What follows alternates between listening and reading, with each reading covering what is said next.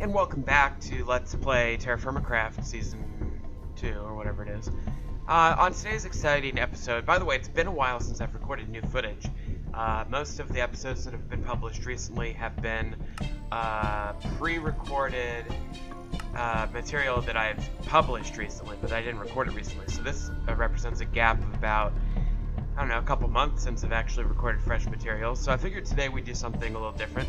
And here I am off to the west of my base area, and I wanted to show you this thing called a sluice. It's something that I don't usually use, namely because it's a lot easier to do gold panning if you're going to do this. Sluice does require a metal saw to make those lumber planks you just saw it for the recipe there. 3 lumber and 3 sticks, kind of like a carpenter's block. And then what you do is you dig a little channel like this, and you know, the water will come flowing down the channel right to the end. And then what you want to do is when the water stops, you go 2 down,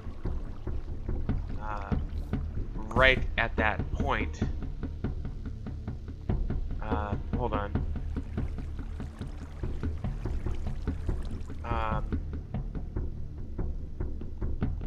I guess what I should do, because I'm thinking this might freeze, so I think maybe I'll put some land around it, and then maybe I can, yeah, I'll just, I gotta redo the, there, yeah, I think I'll just do that.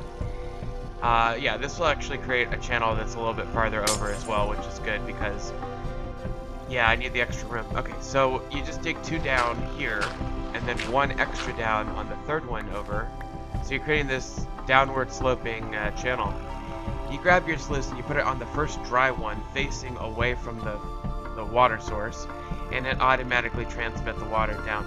Alright, so the sluice is a way of getting ores and things, and you need to throw sand or gravel onto the water. It doesn't interface directly with the sluice block, but it does, the block entities go over it. Now I already set one up previously, and it looks like it's frozen down in the end here. It's still winter after all, but this will give you an idea of what to expect for output. It's very similar to panning for gold, except for it's a different mechanic because it takes any nearby ore veins, and there's a chance that it'll produce that ore, so you got some malachite there. This has been running for a few minutes. And then there's also a chance that you'll get random gems. It's actually quite rare to get an exquisite gem like this. Most of the time you're going to get lower quality gems, but it's still a great source of materials, and it's a passive thing. It does wear out over time. That is to say, it's like overworking with gold panning. You can't do it forever, but you can do it for a while. This one's slow getting started here, but eventually it will also produce malachite, presumably, as well as gems. So that's the sluice. Again, gold pans, you don't need any metal tools to craft. So as far as I'm concerned, they're just a lot more accessible. But if you got the saw and you're just trying to build up ore without mining, let's say you only have 10 copper, you make a copper saw. Well, sluice is a great way to get the next 10 copper. Okay, so we're moving on now to the next part of the video. I think what I'll do as I'm snacking on this soy here is one project that I've been pondering quite a bit recently. Here I am by my farm, which is still very frozen. But one project that I was thinking of is, you know, sort of explaining how this settlement got here in the meta sense of the game. And I think the best way to explain that actually is to build a ship over here in this harbor. Now this is a giant lake to the east of my place. I do have this inland harbor south of my farm as well that the river connects up to and flows out to, but I don't think that's the best place for harbor because it's too small. I mean, it could be like there could be like a little fishing dock or something there or whatever. But I think the harbor is best over here on the east side. So this is the lake that I was talking about. Now, I am going to have to build a channel or something to connect this lake to the main ocean. But I figured I'd start the construction here. This is going to be the beginning of the ship, and You know, perhaps this is a bad idea, but I'm going to freehand this one. There's many Minecraft shipbuilding guides out there, and I certainly recommend that if you want to build a ship yourself, either in Minecraft or TerraFirmaCraft, that you would use one of those guides. However, I'm going to go ahead and get started here, and I'm cutting quite a bit because there's a lot of thinking and conceiving going on in my brain right now, and I have looked at some other ideas, but I'm not doing like first you build one here and then you move 3 over and then you build it here. I'm basically taking some of the images that I saw and trying to recreate those images from my mind in freehand form in the actual game client here. And it is a daunting task indeed, because it's like trying to freehand a face on a portrait or something. It's not easy to do, even when you have, you know, a portrait to look at and kind of get ideas from. It's still not easy.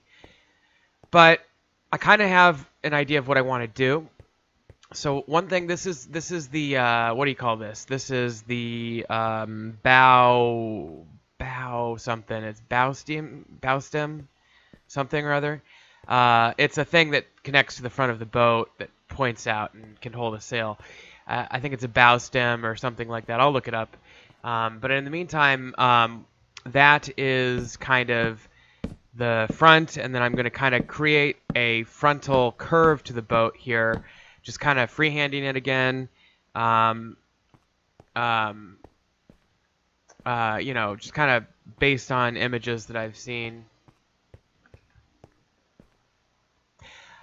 Okay, a bow stem is what they call it. It's an extension from the keel, which is the bottom of the boat, forward, jetting out usually from the boat. In modern boats, it's just the kind of culmination of the keel, but in wooden boats, it usually actually sticks out quite a bit. So anyway, this is kind of the curve that I'm thinking for the front. As you can see, it narrows to quite the focused point where the bow stem is. And by the way, I'd highly recommend people look these terms up as we go, because there are several fundamental terms associated with the ship that will be coming up in this project, and I'm so excited about this project. Okay, so I'm kind of tapering off the curve, and as you can see, drawing it right into a straight edge for the side of the ship. This is the port side of the ship, obviously. And this is kind of where I think the top of the ship is going to be, so roughly 3 blocks above the water, which I think is pretty realistic for a small vessel. And I think that I think larger vessels would be a lot higher out of the water, but I think a small vessel like a caravel or a carrack type vessel would actually be pretty close to the water in terms of where the edge of the boat could be seen from. Like I just pulled up a picture on my other screen here while this is going, and yeah, it's only about 6 to 10 feet out of the water, so that's about perfect as far as if a Minecraft block equals about 3 feet or something, that's about 9 feet out. That's about right. You know, if you're building a galleon or something, you'd want to go higher, and then obviously we can make that modification. But anyway, I'm going ahead of here. I just want to create some ribs to the ship. So again, I'm freehanding this, but I think that most ships certainly don't curl out. They at most would curl in a little bit here. So I'm kind of curling it inward, but not over the straight line there. And then as you can see, I've created a little bit of a beginning to a front bow area here. And I am creating the keel. I know it's hard to see under the water here, but the keel is going to curve smoothly down, and then it's suddenly going to become a much sharper angle, and then it's going to curve again and turn into a near horizontal angle going back towards the ship. So we don't want this to be linear. We want it to be curvy. We want it to do kind of an S pattern where it curves at the top, goes vertical, curves at the bottom, goes horizontal. And that's kind of what I'm going for here. So I'm trying to keep the lumber, each log kind of in line with what direction, the general direction of this is. So these, you can't really see it, but the logs I'm turning vertical there, and then we'll turn them back horizontal when the horizontal comes in here. But I'm just kind of getting an idea for it right here. It's going to be a fairly steep curve until it gets to the top where it crests over the water, then it softly curves over the water. But that is kind of the general shape we're going for. You got to be careful while you're down under the ship here because it of air, obviously. And this is completely unrealistic building too, because I mean, you would never build a ship in the middle of the water. You'd build it in dry dock and move it to the water. That's logistically difficult in Minecraft. Secondly, and perhaps more importantly, it is freezing, and so I would be dying of hypothermia right here rather than just suffocating. So, you know, those are some of the challenges we face here that we're just kind of ignoring. But I think I want to go ahead and try to connect this rib up, this front rib anyway. I'll figure out the other ribs later, but the front one I'd like to connect up to the keel rib, if you will allow me to call it that, the main rib there. So that's connected, and I'll have to replicate that on the other side, of course. One thing about ships, generally speaking, is they're laterally symmetrical. But yeah, I think this is a good start, actually, especially given that it's freehand. It's not based on a template. Yeah, so I'm pretty happy, actually, so far. But at this point, I think what I'll do is go ahead and trace the other side on symmetrically, and I'll cut it here, and I'll join you back in just a second. Okay, so we're back, and now I've traced the symmetrical ribbing on the right top part of the ship, and I was just doing a little bit of work here on the bow to kind of create the impression of a three-dimensional slope. This isn't just one line that slopes after all, but it's a curved slope, if you will, a sort of a half salad bowl shape, and then it has to extend out into a sort of prism, rectangular prism looking, not even rectangular, but a cylinder looking thing. So that's why we're doing that. But as you can see, I'm using the Douglas fir planks here in addition to the logs. So the planks are kind of your filler, the logs are the ribbing. That's the style that I'm going for here. If you're building this at home or on your own, you don't have to follow this example. You can use all planks, I suppose, or whatever texture, suits you. I think that the combination of logs and planks works well. I'm not sure about the Douglas fir planks. I do like the Douglas fir logs. I think the Douglas fir planks leave a little hint of it almost looks like a manufactured wood rather than a raw wood, or it looks so light colored and like as if you just bought it from Menards rather than some sort of medieval wood that was lathed or whatever the process would have been. So, but I'm just filling in for now, and the reason I'm using Douglas fir isn't even for the aesthetics of it, it's for the abundance of the wood. But I think I'll stick with it just because I'm more concerned about the shape than I am the actual material. I suppose if I ever got to it, I could change it out.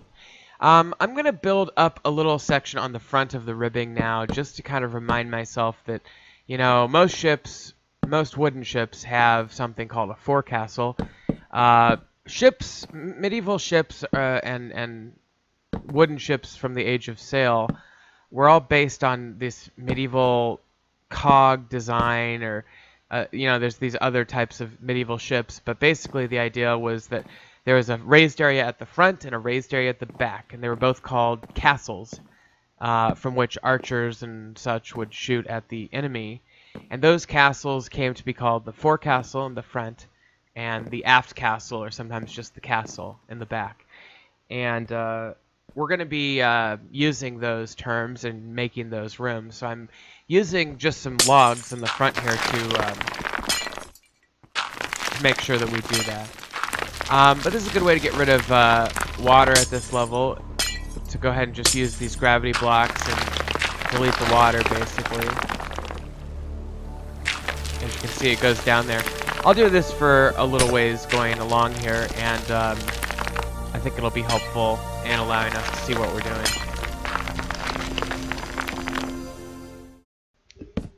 So yeah, I'm just gonna show you the important parts here. I'm putting another rib in up towards the front that's just slightly farther out than that nearest one there.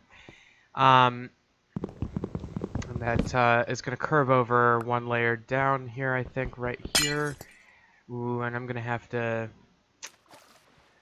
It's so inconvenient, but I have to build a little notch for it, which is fine. And then I guess, yeah, let's get rid of that water. Probably do the same thing on the other side as well. And I'm just going to keep kind of doing this kind of stuff until we get to the point where we're able to, you know, kind of go to the next phase of the shipbuilding. But yeah, I think that rib works out well there. And then it ends up being at the same level. I don't know why I went down one, actually. I think I should just go up one. Yeah, I think because that's going to be even with the other one, so let's do that. But that should give me a pretty good foothold on this frontal area, and I think the front of the ship is truly the most difficult part. You know, it's the part that curves the most intricately, and that you have to kind of shape that curvature in a 3D way around the front in a fashion that's a little tricky, actually. But I'm just going to expand this now, obviously going back. It's a straight on angle here. And then I'm going to do that on the other side and probably do it once or twice more, and then I curve it around the back. And that's going to be the frame of the ship. And I think I should do that before I start doing the interior at all. So I might do a cut here, and we'll take a look at how it's coming along. But that's the general idea, is building this straight section, and then maybe one more or two more, and then curving it at the back. But the curve at the back is not going to be the same as the curve at the front. It'll look different, and I'll show you what I mean. So here we are after the cut. There's what we've been working on. That's the top layer of the ship there. Made a little perch to view it from as well, but you can see it looks really realistic, actually. I'm very pleased with the curvature, at least at the top of the ship. We'll see how the bottom goes. I'm going to go ahead and get some more Douglas fir as well while I'm up here. But anyway, as I was saying before the cut, you know, one of the main issues is the difference in the curvature between the front of the ship and the back of the ship. Now, the back of the ship has a very squared off kind of curve. It's almost a square. It almost really does square off. I mean, it becomes a rectangular prism on the top, and it has to kind of curve into a rounded shape at the bottom where the hull is. And so that's kind of the balance that we went for there. Whereas the front of the ship curves at a much steeper angle and is not square, really. It's more of a like a church steeple kind of thing. So that's the difference. It's I guess people call it a cigar shape, but I don't really think the back is kind of cigar shaped, the front not so much. But now this should give us a little bit more material to work with. We are constantly running out of material to work with on this project, so it really is a intensely expensive project. But we'll go ahead and make some planks there and save some logs as well. And I want to show you from a different angle. I'm just so pleased at that, though. And I did also finish the keel rib, the main bottom rib that goes along the bottom of the ship as well. So that we'll take a look at in just a second. I'm going to grab some water here. Okay, let's go on over there. there's no real good way down here right at this area. I should maybe build a ramp or something. That's another thing we're going to have to worry about is the castle walls as they relate to this harbor area. How are we going to integrate that and make it secure or securable? It'll be like a lot of other games. Oh, I also put in these, I connected the ribbing down to the keel rib. So it's all connected up. This took forever. I died a few times, to be honest with you, underwater trying to build some of this, but I went ahead and finished those parts you couldn't really see on camera anyway, so I figured I'd just get them out of the way off camera. I still have some of the little helper planks in places as well. And I did actually leave a little, I know you can't see this, but it's a really good angle. I did leave this little patch of flowing water over here that helps me get back up to the ice level. I'll have to build something that helps with that later. But as you can see, I actually metered out each little section so it's even and consistent. I can get rid of those now and get rid of the little scaffolding helper planks there as well. And now the next step in this project is going to be filling in between the ribs. And there are certain areas that are easier than others, like the back of the ship is going to be a lot easier than the front of the ship, I have the feeling, or the sides of the ship are going to be the easiest of all. But I was just up there at the Eagle's Nest, and here we are looking at the ship. Again, I really like how it looks. Turned out really well. I am pleased with the dimensions as well as the total amount that's underwater versus above water. I think it's pretty realistic, and I'm really looking forward to developing the interior. But we don't really need these helper planks. In fact, these helper planks might get in the way of what we want to go with on design. Also, another thing to point out is that I built this ship while it was still freezing cold. There's ice everywhere.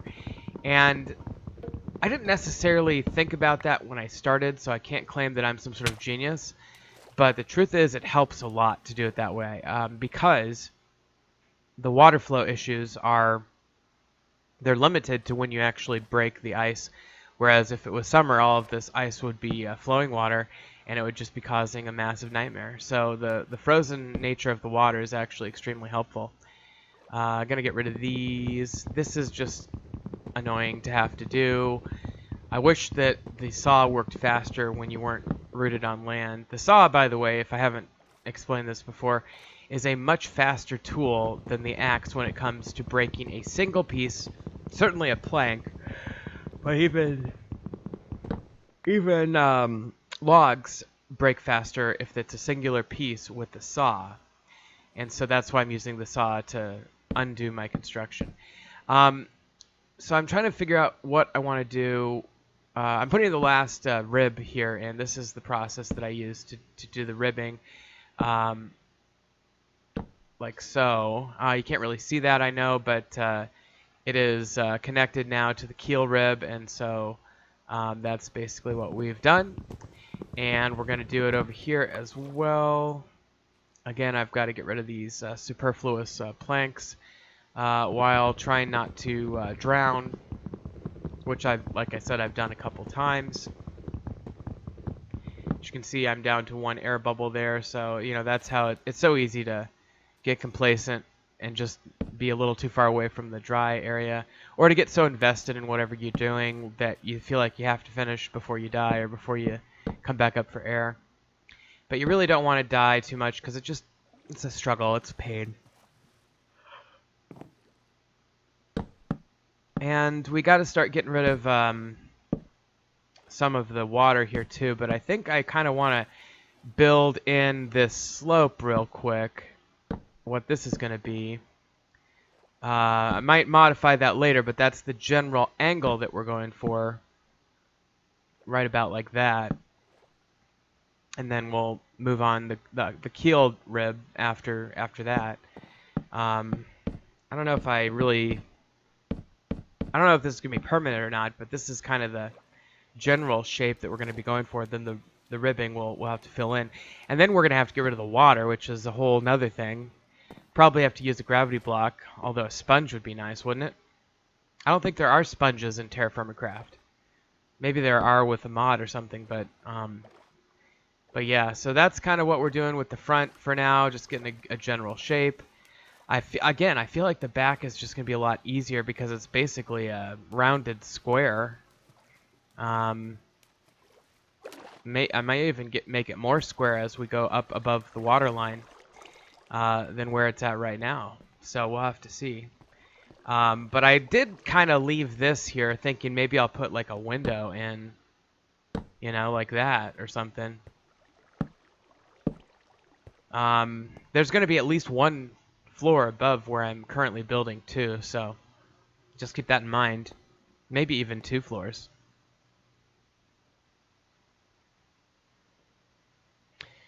Okay, so I think maybe I'll start thinking about how I'm going to do the siding area here.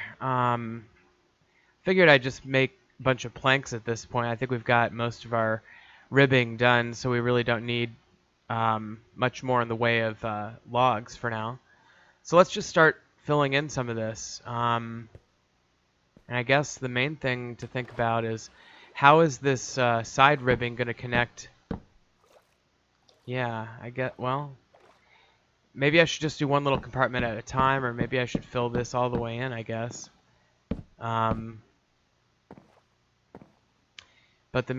I guess the main issue is really how the side ribbing is going to connect up with the keel and to the next chamber over. And if you think about it like chambers really between the ribs, kind of like the Titanic had those different chambers, and only a certain number of them were able to be compromised before the ship was compromised. So anyway, that's kind of what we're thinking about. I'll start doing some more in the next video or the next thing. But yeah. So I hope you're all excited for Halloween weekend, which is this weekend at the time I'm recording this sound.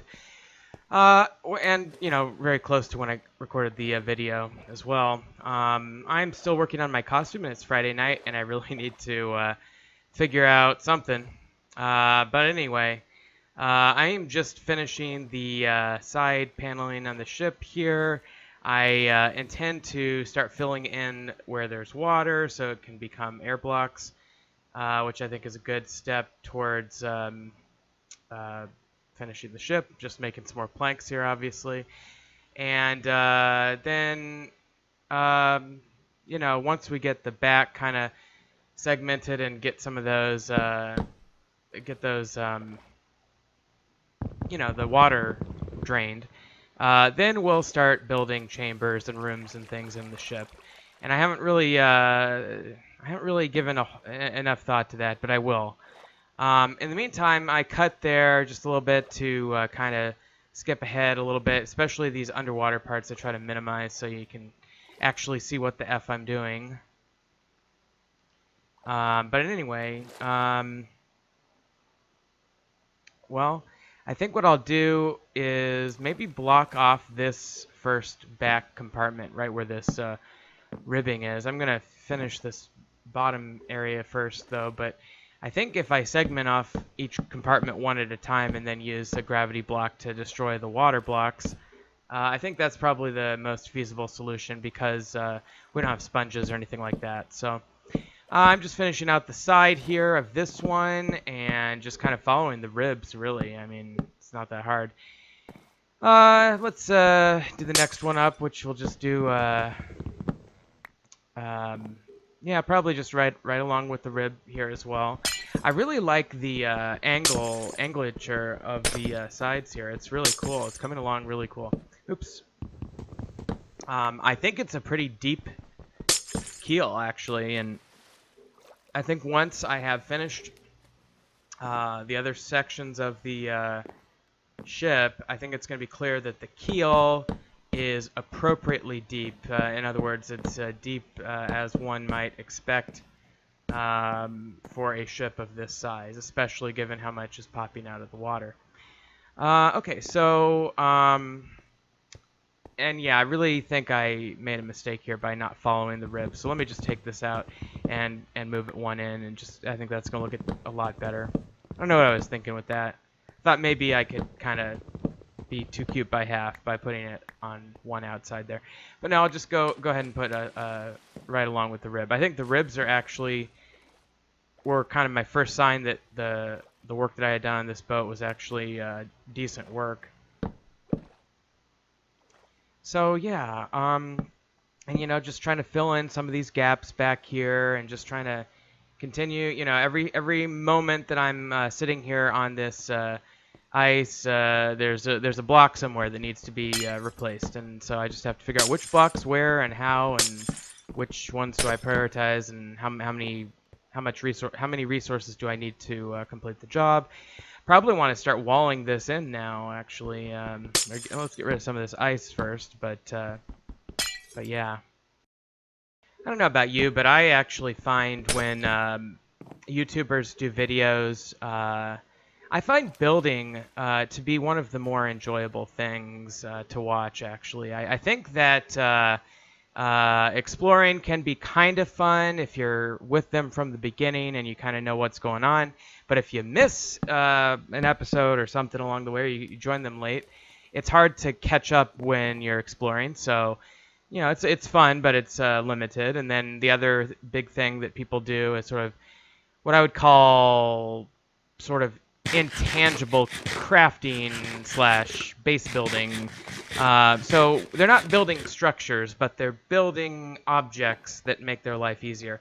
Now that's all right for in short amounts. So for example, if you have Tinker's Construct, it's amusing enough, I suppose, for a few minutes to watch somebody make a Tinker's hammer out of iron plates and gather a bunch of iron, melt it in their smeltery, put a couple of iron plates and a large binding down, and then, I don't know, use, the old standard was use sugarcane reed handle so you could write an extra slot, but I think they've modified Tinker since that was the thing to do. Anyway, the point is that's kind of one of those mods that's all about building little toys and little things that you use to make your existence not just better but easier, and those are fun for a little while, but they get old. And certainly when you get into like episode 30 and you're like building applied energistic something or other, or big reactors, and you're doing RF power to the automated sheep shearer so you can get infinite wool, and it's like, well, okay, that's neat, but I just don't think it's as compelling as building structures or perhaps exploring structures that you've built and combine them. I think the point is that playing with toys will take you so far in this game. If you really want to present a compelling story or a compelling video for somebody to watch, I think you really should be working on the aesthetic aspect of it more than the technical aspect. So, in other words, if you're going to make a Tinker smeltery, make it look like a smeltery. Don't just make it like, okay, I set my my whatchamacallit, my stencil table here, and then I'm going to set my stencil chest out here next to it, and then I'm going to put the part builder next to that, and then I'm going to put the tool table next to that. Then I'm going to put my bed over here, and I'm going to put a bookcase that I built from Bibliocraft over here, and then I'm going to put the solar reactor from let's say GalaxyCraft over here. By the way, I'm just grabbing some more gravel here.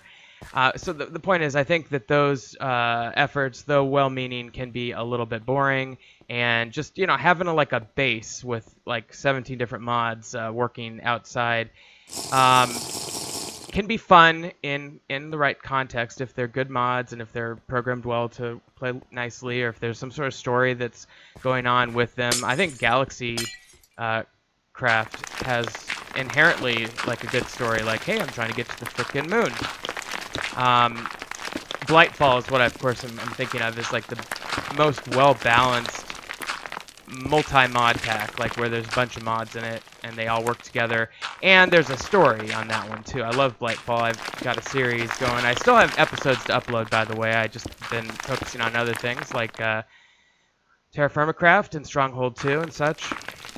But anyway, so yeah, I think that because of all that we're just discussing here, I think one of my strategies in this Let's Play, and frankly in a lot of my Let's Plays, is going to have a lot to do with building and a lot to do with telling a story through what we're doing in the world. So not just doing it for the sake of doing it, but doing it to advance some aspect of the story I'm trying to tell. In this case, the story I'm telling is,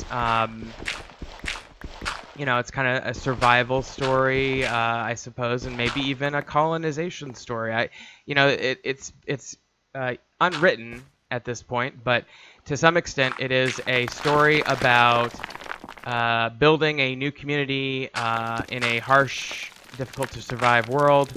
And maybe the people, the story can be the people from this ship that I'm building right now landed on shore and built their community after that. And that story that we're telling with this playthrough is actually pretty fun, and oops, sorry, one thing that makes a story compelling in this particular mod pack, I think, and this is something that I definitely borrowed from Etho, is the custom NPCs mod, because you can make characters easily. Minecraft Comes Alive is okay. It's not quite as customizable, I suppose, but it's better than vanilla. So, and we did this a little bit on the last season as well, where we created that king. Now we never finished that season in earnest, and who knows? I doubt I ever will. I think the mod pack has changed so much it'd be difficult.